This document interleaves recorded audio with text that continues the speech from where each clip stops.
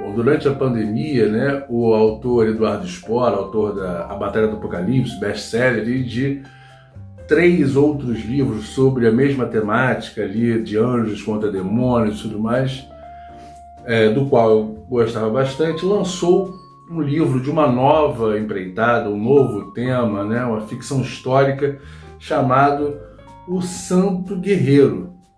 E eu ainda não tinha contato assim mais próximo que eu tenho com ele, e mandei uma mensagem para ele nas redes sociais, assim, totalmente sem contato, né? Eduardo, sou seu fã, gostaria de entrevistar você sobre o seu novo livro e tudo mais, e ele topou, né? No outro canal, Terra de Gigantes ainda, né, sobre séries e filmes, o canal não tinha nem tanto a ver, mas eu queria tanto conversar com o Eduardo e esse foi o nosso primeiro contato. Só que com a entrevista marcada, eu encomendei o livro, né, pela internet, só que no site de compras estava cadastrado meu endereço de Curitiba. E aí, de repente, um dia me liga o cara da entrega, pô, vem cá, tô aqui na rua tal. Eu falei, meu Deus do céu.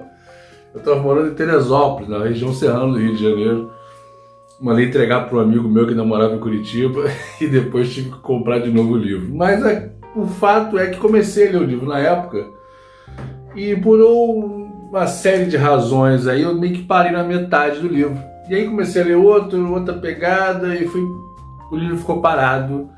E em 2026, logo no início, eu falei, vou terminar o Santo Guerreiro porque já tem os outros 2 aí me esperando, a trilogia já foi terminada, né? O terceiro livro já foi publicado pela Veros Editora, né? Pela Record, ano passado. Fui no lançamento aqui no Rio de Janeiro, falei, não, tem que ler essa trilogia. Comecei e terminei de ler o Santo Guerreiro, vou conversar um pouquinho sobre o livro com vocês. Antes disso, por favor, se você curte o canal aqui, já conhece, está chegando agora, deixe seu like, a gente bate um papo legal com você aqui sobre literatura, processo criativo, livros, contos. Convido você a conhecer mais vídeos do canal e se inscrever se você achar interessante, tá bom? Meu nome é João Mazelli Gouveia, seja muito bem-vindo ao Literanálise, ok? Bom, o Santo Guerreiro não tem nada de fantasia, diferentemente do Batalha do Apocalipse, não tem nada de livro religioso, não é um livro, como é que eu falo, de catecismo, alguma coisa assim, ou livro de história de santo, não é um livro de história de santo.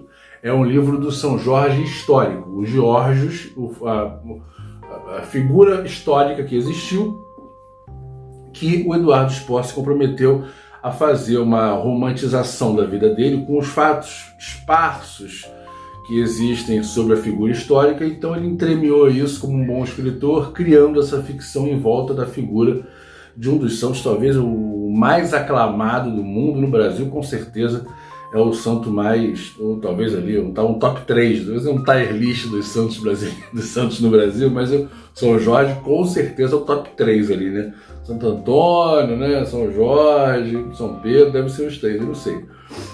Mas a questão é que o São Jorge é muito reverenciado no mundo inteiro. Então o Eduardo acho que foi super feliz em escolher essa figura aqui e abordar uma Roma, né, um Império Romano de uma fase em decadência, uma fase que, segundo ele mesmo, não é muito abordado, não é muito visto. Então ele falou, não, escolhi essa fase da Roma, que justamente se casa com o momento em que o Jorge, né, o São Jorge, viveu, né, para contar uma parte da história que não é tão falada e trazer uma figura histórica muito relevante, né? Começa esse primeiro livro com o protagonista, o Geórgios, né? Bem novinho, né? Onde ele morava. O pai dele é um oficial de respeito em Roma, e acontecem várias coisas. Esse garoto tem que fugir, tem que se esconder, tem que fugir de fato com um dos seus escravos, que a gente sabe que naquela época os escravos dessa região do mundo, nem todos eram escravos como eram os escravizados que vieram para o Brasil, né? Forçados a trabalhos braçais e a ocupações menos dignas. muitos escravos dessa época eram escravos de guerra, eram escravos comprados, pessoas se tornavam escravizadas por dívidas, né,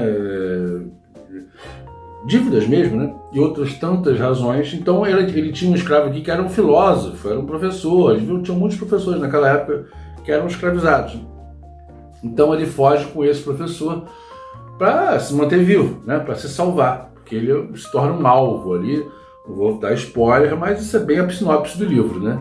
Então o livro vai acompanhando a vida desse São Jorge histórico até o fim desse livro aqui, um momento onde ele já está adolescente. Eu não vou falar muito não, você corre atrás do livro se você estiver interessado. Mas a minha sugestão é para você que gosta de ficção histórica, você que gosta de documentário do Discovery Channel sobre história, sobre momentos históricos e figuras históricas.